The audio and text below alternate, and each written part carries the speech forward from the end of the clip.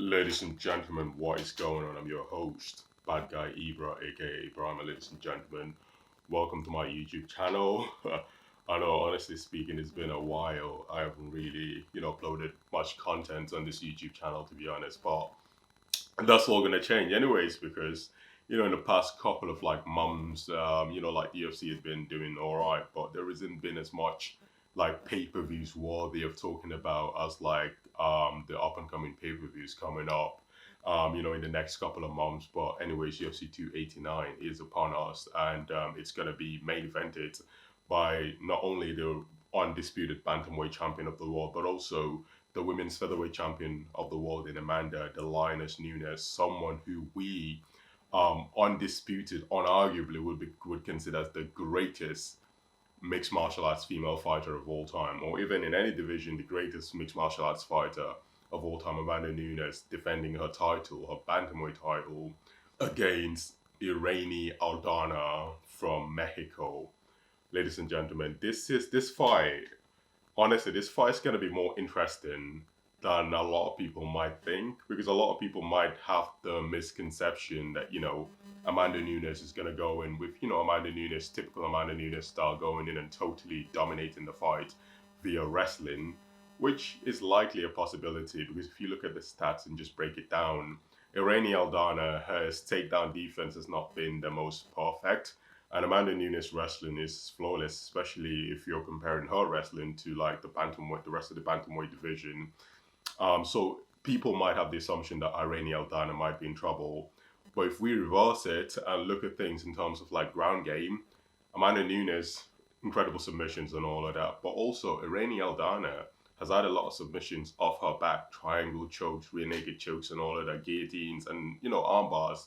So, and she's long. She's an inch taller than Amanda Nunes. She's got long legs. So her being taken down, though I'm not saying it's an advantage against a monster like Amanda Nunes, but she's still got a chance of her back because of her high level ground game. So the misconception that Amanda Nunes wrestling will determine the fight, it's not as black and white as you might like to think, to be honest, because Irene Aldana is definitely going to be tougher than our perception going into the fight.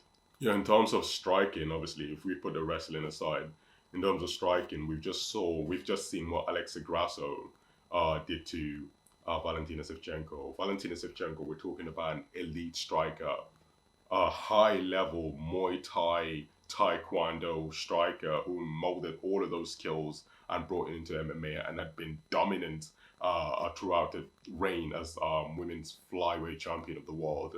Unfortunately, she got defeated. Unfortunately for her, she got defeated by Alexa Grasso just literally by using basic kickboxing, to be honest, and then submission. Like literally got it on a rear naked choke. And Irene Aldana could also possibly do the similar thing to Amanda Nunes. We've seen Amanda Nunes versus Juliana Pena, the first fight. Amanda Nunes started the first round very dominant, but Juliana Pena picked up the pace. And when she put Amanda Nunes into deep waters, she couldn't handle the pressure. The same thing with Valentina Shevchenko. She got put into deep pressure and she could not handle the pressure.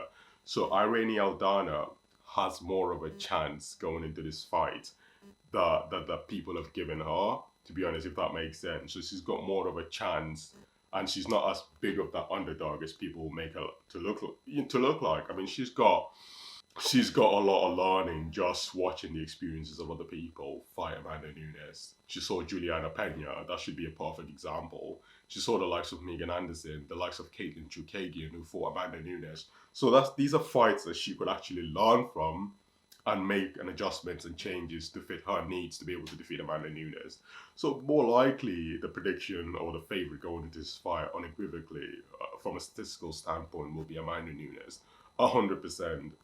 I'm not here to dispute or disagree with that, but I'm just saying that this fight is going to be closer than a lot of MMA pundits would like, or an MMA analyst would like to make it look like, if that makes sense. Amanda Nunes' last two fights have been incredibly close. First, previous fight against Juliana Pena, she got submitted, and the following fight, which was the rematch, she won by decision, but it was a close fight, ladies and gentlemen.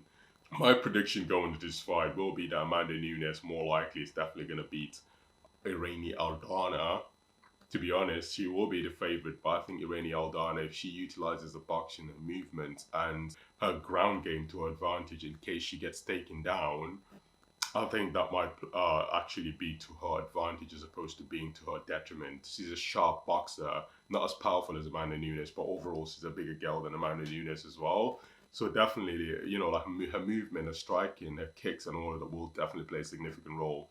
As long as she defends the takedowns against Amanda Nunes, or if she gets taken down, she has the ability to be able to get back up as quick as possible against Amanda Nunes. Then she will obviously still be in the fight.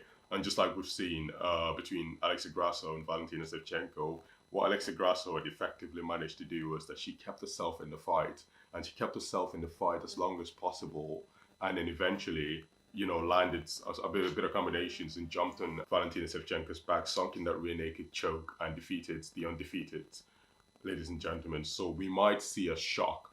We might see an upset. So I'm only favoring Amanda Nunes based on the stats, based on the fact that she's the Lioness. She's a two-division undisputed UFC world champion.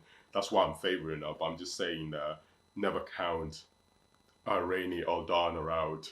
Just like a friend Alexa Grasso never counted her out, and she beat the long reigning flyweight champion in Valentina Shevchenko. So I think we can definitely see a possible upset in this fight as well, ladies and gentlemen. Yes, so yeah, I just want to know what your predictions are going into this fight, to be honest. My prediction is that Nunes probably by TKO. However, there's a high likelihood that we might have a shock, an upset in this particular fight, ladies and gentlemen. So make sure to smash the like button down below, comment and subscribe with your notification bells turned on, and I'll see you in a bit.